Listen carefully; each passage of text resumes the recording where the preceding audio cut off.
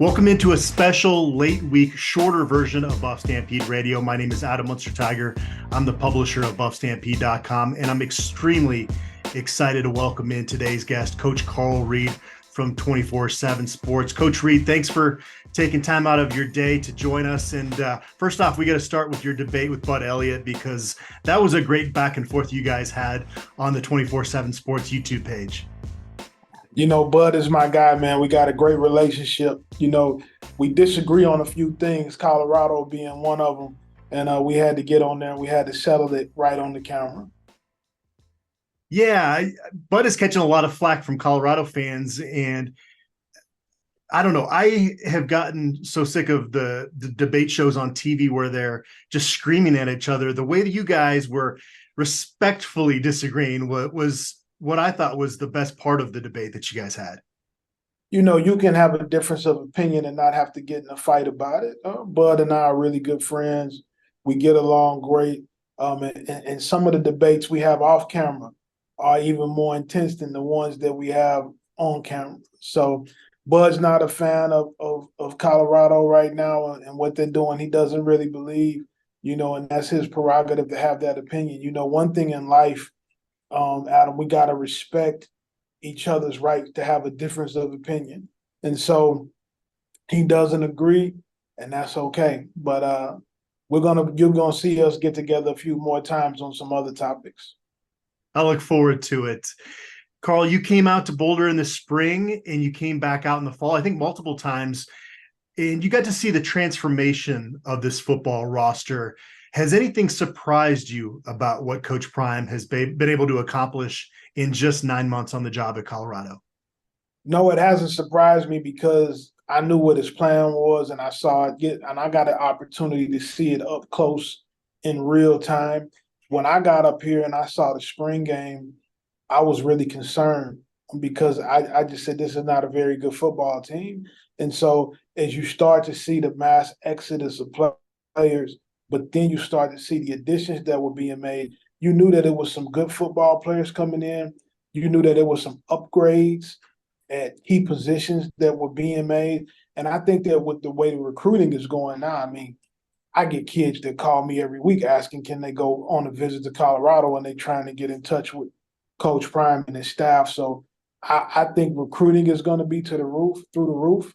And wait till you see, man, some of the guys that they add in their recruiting class. Colorado fans have a lot to be excited about. I'm going to tell you something, Adam. My high school teammate, Cortland Johnson, was a tailback for Colorado. I haven't watched the Colorado game since he played. So think about how long that's been. Not everybody in the country is watching Colorado. It was great that Colorado spring game was on ESPN, the only program to have their spring game televised on the main ESPN channel. But I wonder if because a lot of people tuned into that, maybe they didn't realize that what Coach Prime was doing was going to take a little bit more time than what was going to be on display during that spring game. But still, that 3.5 over under just kept shaking my head at that when you see what Shedeur Sanders does and look at the talent that they were bringing in. It just didn't make any sense to me. But I still had Colorado at 6-6 going into the season because the Pac-12 was so deep. Obviously, I would revise that now and have them as maybe a 9-win team at this point, a team that would contend for the conference championship. Where do you think that believer breaking point was coming into the season? How much crow am I having to eat having a 6-win prediction coming in? Well, I understand your position. I mean, when you look at the programs across the country, TCU played for a national championship a year ago. You hear about the great things that are happening at Nebraska. I think that it was reasonable for some people to temper their expectations because you're going into a new territory. Transfer portal is still new. It's happened a couple years, but it's still new. And it's definitely new to do it to the extreme in which Colorado did it. So we get taught all the time that football is about chemistry and cohesion in the locker room, and those are some of the things. So you would be, most people couldn't understand what was going on. So I'm not surprised that people took the stances that they took. My podcast partner, William Gardner, and I have used the term force multiplier to describe Coach Prime on numerous occasions. How many people on the planet do you think could have done what Coach Prime has done in this short span? Is it 2, 3 people on the entire planet? That there's probably several that have the ability, but there's not any that have the vision. There's a lot of people that are talented enough to do certain things, but they don't believe in themselves. They don't believe that they can do it, or they don't believe that they even deserve to be in that position. The thing that makes Coach Prime different, and I think it is something that most of the great men in the world have, is the ability to be able to see things that haven't been done yet. The ability to be a visionary, though, yeah, we walk by faith, not by sight. That mentality. So I think he has that, and I don't think many guys have that. There are other guys who can coach, there are other guys who can recruit, but there's very few guys who really believe in themselves the way that he believes in what he's doing. You were with Coach Prime and broke the news when he was ready to announce that he was coming to Colorado. Obviously, there were a lot of national people, folks that are not all that familiar with Boulder and CU's history, that found that move to be pretty surprising. What were your thoughts on that move out to Colorado initially for Coach Prime? Well, that he was going to be very cold and that he wasn't used to being in that in that kind of weather. This in this day and age of the transfer portal, Adam, it doesn't matter what school you're at anymore. It's not a blue blood deal anymore. Even when you think about what happened in the NCAA Final Four this year with San Diego State making it, to the national title game. So in the past, you might have said, well, you need to be with one of these brand name schools to get something happen. But in the transfer portal and NIL era, the right coach at the right time with the right support can do some incredible things. And I think Rick George also had a vision in bringing in Coach Prime. I think it was a match made in heaven. Definitely.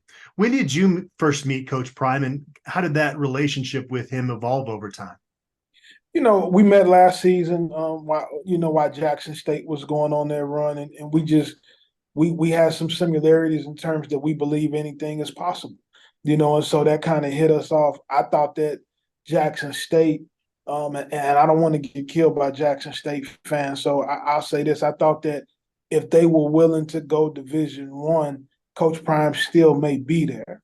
And so I think that in certain situations, or in that particular situation, they didn't necessarily feel like they wanted to do that, which is fine. But I think that's what it would have took for them to keep him. And I think that if they would have went that direction, then they would have been fine. And I think they're still going to do great things with Coach T.C. Taylor. But just over the course of time, the relationships get strong, and you kind of get a vision and a belief for what somebody is doing and building, and Coach Prime has that.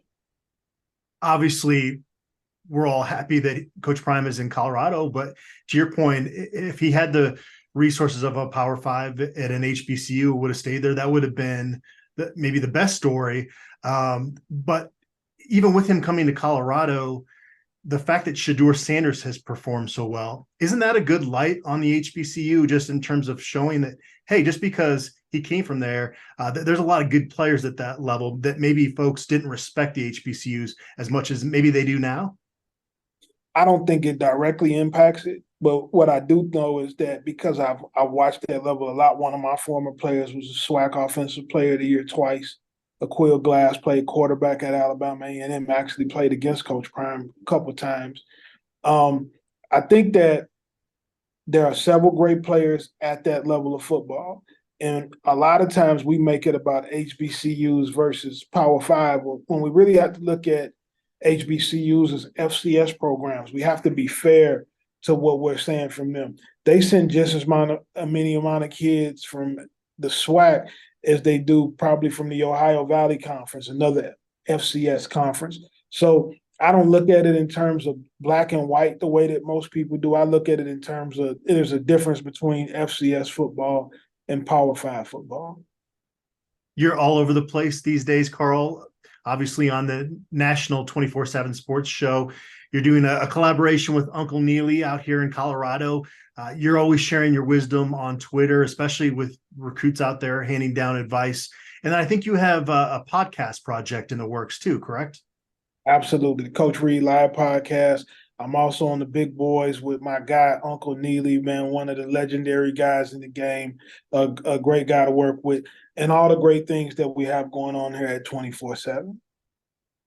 Obviously, you don't have the typical journalism background, having coached a top AAU basketball team and being a longtime decorated high school coach at the in football in Missouri, winning a state championship in 2019. What made you want to change course and go into this line of work? I don't know that it was something I was pursuing. The opportunity presented itself probably at the right time. I was looking for some other things. Um, a lot about high school football is changing, and I'm probably an old stubborn mule. When it comes to some of the changes that have been going on in schools and with administrations and things like that, I believe that you have to do certain things a certain way. And so I had an opportunity to come over here, and it's been really, really good for me. I mentioned that you've been out to Boulder a few times already. How have those trips gone? Have you gotten a chance to get out and explore a little bit? I haven't really. I'm typically at the football office all day, when I come in and kind of seeing what's going on with over there. But next time I come in, I'm gonna have to get with you, man, and have you take me outside. That would be great, Carl. Well, hey, you're a busy man. Appreciate you for carving out a little time, and definitely hit me up next time you're out in Boulder, and we'll go grab some food. All right, my brother. Appreciate you.